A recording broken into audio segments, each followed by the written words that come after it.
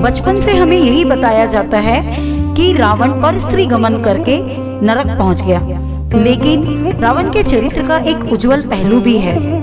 त्रिखंड को जीतकर रावण जब लंका में शासन करने लगा, एक बार वह इंद्र को जीतने के लिए इंद्र के द्वारा नियुक्त राजा नलकुबेर के नगर दुर्लभपुर पहुंचा।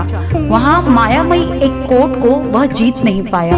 अनेक प्रयत्न किए, नाना उपाय किए, किंतु दुर्लभपुर दुर्लभ ही रहा। इस प्रकार 6 माह बीत गए। रावण चिंतित हो गया। रावण की कीर्ति का सौरभ नलकुबेर की पटरानी रंभा के कानों में पड़ा।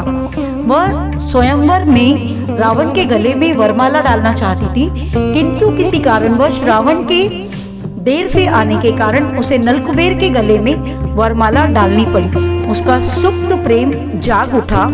जो ही उसे पता चला कि रावण उसकी नगरी में आया है, उसने अपनी दासी चित्रला के साथ कह दिया कि अगर मुझे जीवित देखना चाहती है तो तू कोई ऐसा उपाय कर कि मैं रावण से मिल सकूं। चित्रला ने उसे आश्वासन दिया। रावण के पास पहुंची।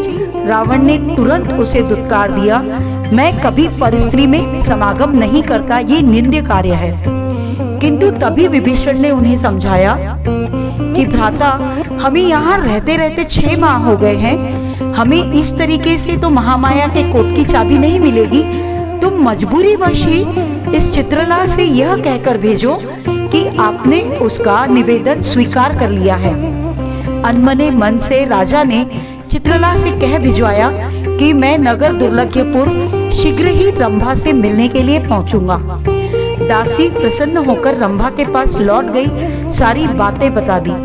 रंभा और अधिक कामासक्त हो गई और शालिका नाम की एक विद्या रावण के पास भेज दी, जिससे रावण नगर के भीतर पहुंच गया। भीतर पहुंचकर उसने नलकुबेर को बंदी बना लिया। जब नलकुबेर रावण के समक्ष उपस्थित हुआ, तब रावण ने रंभा को भी बुलाया। रंभा पुलकित होकर आशा संजोए रावण के निकट पहुंची तो रावण ने कहा, माता, मैंने आपको माता इसलिए कहा है क्योंकि आपने मुझे विद्या दी है, तो विद्या देने वाला तो गुरु हुआ और गुरुवाणी माता के समान होती है। और पर पुरुष की कामना महापाप है। तुम अपने पति नलकुबेर में अनुरक्त रहो।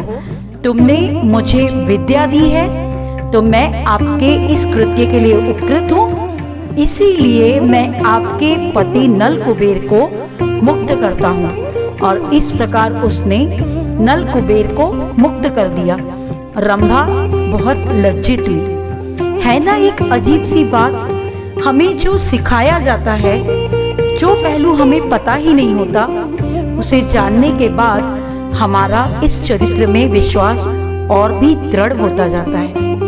कहानी यदि अच्छी लगी हो तो हमारे चैनल को लाइक, शेयर, सब्सक्राइब कीजिएगा और कमेंट बॉक्स में हमें इस एक प्रश्न का उत्तर अवश्य दीजिएगा। धन्यवाद।